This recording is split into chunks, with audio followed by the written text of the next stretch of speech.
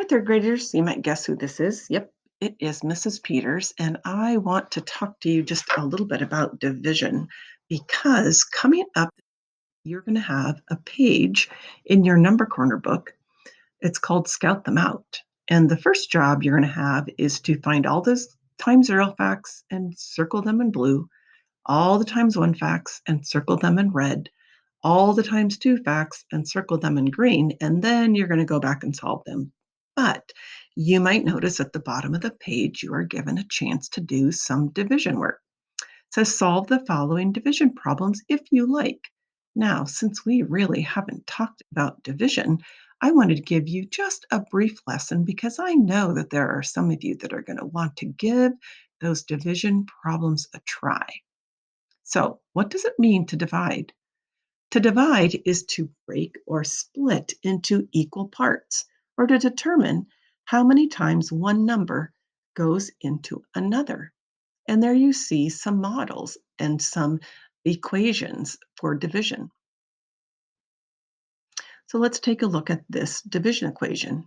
It could be read 10 divided by 2 equals 5.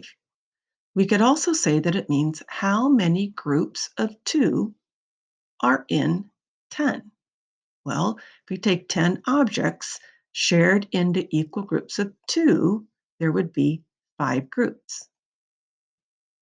We could also write a division equation like this, and it also can be read, well, how many groups of 2 are in 10?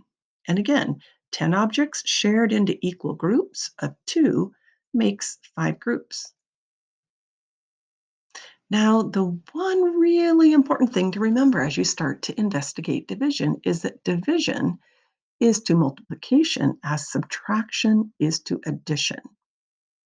They are inverse operations. So if we think about this equation, 10 divided by 2 equals, we can also write that as 2 times something equals 10.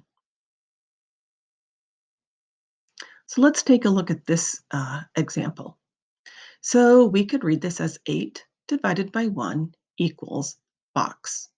Or how many groups of 1 are there in 8? Well, we can turn that into a multiplication equation.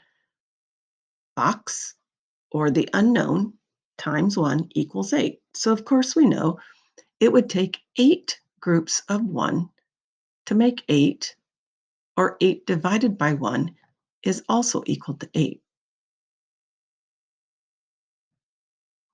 So what if the division equation is written like this, remembering that division is to multiplication as subtraction is to addition? Well, we can think of that and write it as a multiplication equation like this. 4 times question mark equals 8. Or we could think of it as question mark times 4 equals 8. Either way, whatever number the question mark is equal to works in all three of those equations. What is 8 divided by 4?